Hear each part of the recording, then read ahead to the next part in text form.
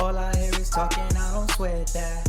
If they don't trust me either, I respect that. If she be down the ride, oh, I'll bet that. Ooh. Good morning, good afternoon, good evening. My name is J.H. How y'all doing, Postal family? Is everybody good? Is everybody cool? Everybody clean? Are you crisp? Are you feeling irie today?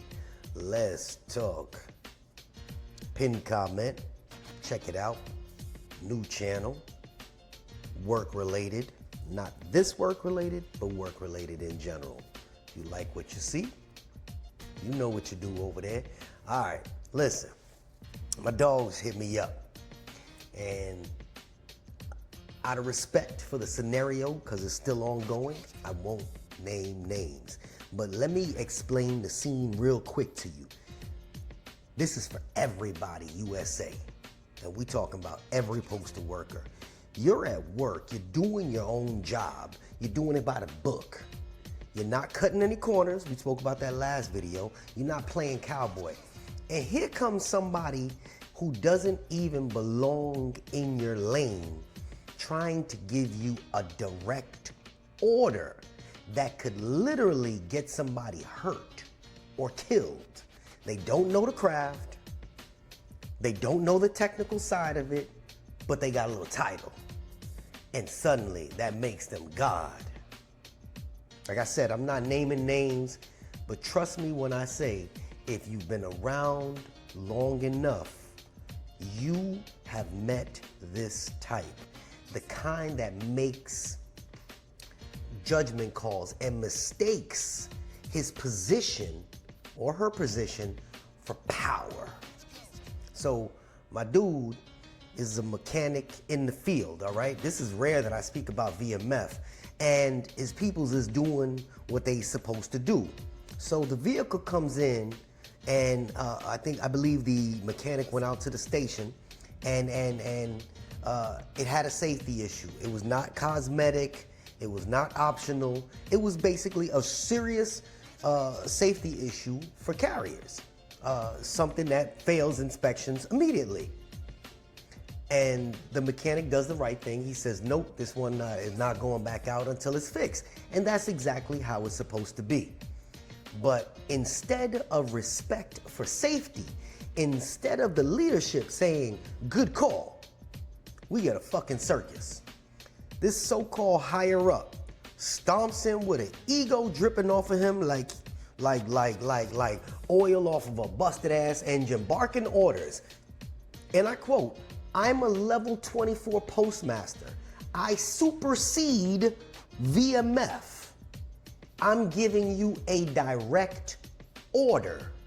So let me get this straight with all of you. Postmasters do not, and let me repeat this slowly, do not have the authority over vehicle maintenance. You cannot supersede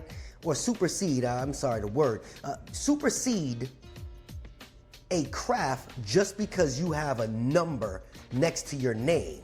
This is not Monopoly. You don't get to pass go and collect safety violations like a damn trophy. No, no, no. And you sure as hell do not get to order somebody to break federal safety standards just so you can make your damn numbers. And here's where the problem is, and here's where it goes from stupid to dangerous. When my dude refuses the unsafe order, he gets placed on emergency placement. Punishment for doing the right effing thing. They pull him off the clock and send him home. And before he can even leave, he sends other supervisors out there to block his vehicle. They physically stop him from leaving the property. Now, we are totally past postal discipline and we are creeping into unlawful detention territory. You see me? And this is not me being dramatic. You try to hold someone against their will in any other setting and the cops will show up. See, this is bigger than just one postmaster. I have one postmaster buddy that I wish would teach I wish he would be able to train others on how to play it right down the middle.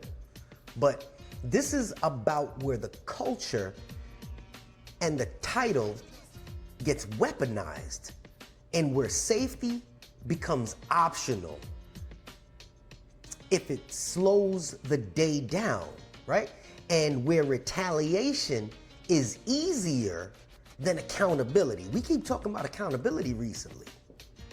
See, this is about leadership that goes silent when they should be stepping up. Because if the VMF leadership, which we very rarely talk about, does not slam the brakes right then and there, they are not just failing their mechanic. They are telling the entire shop, you are on your own. And understand, we have seen this play out across multiple crafts. Clerks, carriers, mechanics, truck drivers. The details change, but the abuse stays the fucking same.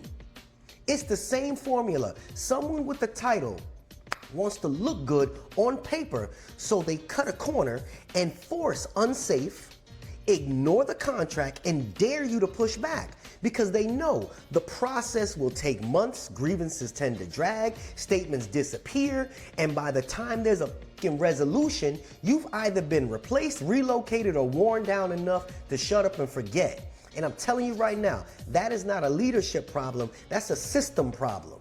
That's the postal system problem, okay? So you know what's wild is that we got rules for everything in this place. And Mr. Polo said this a long time ago. He said different rules for different fools. We have manuals, safety stand downs, training videos. We got slogans, these little yellow things that I keep in my office that says safety first. But the second safety actually cost them time, they tossed the rule book faster than they did yesterday's mail. Oh, and let me say this plain. If your leadership and you do not protect your people when they follow the rules, you are no better than the ones breaking them. You are complicit. You are part of the problem. And this is where I get pissed. Because this is not just about the guy that got sent home on emergency placement. This is about the next one and the next one after that. Because every time the union or upper management let this slide, we train management to push it a little bit further. Today it was simple. It was about a no horn on an LLV. They need to be able to tap that horn. Because when you're backing up, if somebody's not paying attention, you run people over. Now this postmaster doesn't see what I see. I got all the videos. People tap the horn, people turn and look, hey, wait, hold on, slow down. But tomorrow it'll be a brake issue. Oh, well, you know, you going uphill, you'll be fine. Next week, somebody won't come home.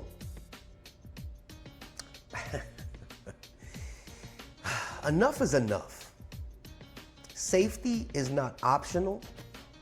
Your authority is not unlimited.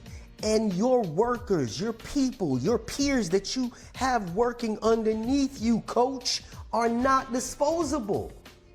I don't care what your level is. You do not get to gamble with lives just to make your spreadsheet and your numbers look pretty. You do not get to intimidate, retaliate, or hold somebody fucking hostage for doing the damn right thing. So to every craft out there, please, y'all need to stick together. For the union shop stewards that sit there and let this shit slide and just say, well, you know, we just follow direct orders, we'll grieve it tomorrow. Because one day it won't be the mechanic, it will be you. And when that day comes, you will pray that somebody has your back. It is despicable, it is disgusting. Like I said, this is not every manager. This is not every supervisor. This is just a systematic issue because I'll say it before and I'll say it again. We have great supervisors. We have great managers. We have some great postmasters, very far few and in between. But this is an issue. That's not your craft, dude. And trust me, I know your name. I know your state. I know exactly where you're located.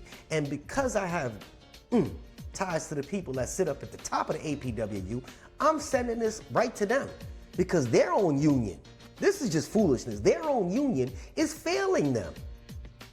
This dude has zero authority over the craft. I'm speaking to, man, listen.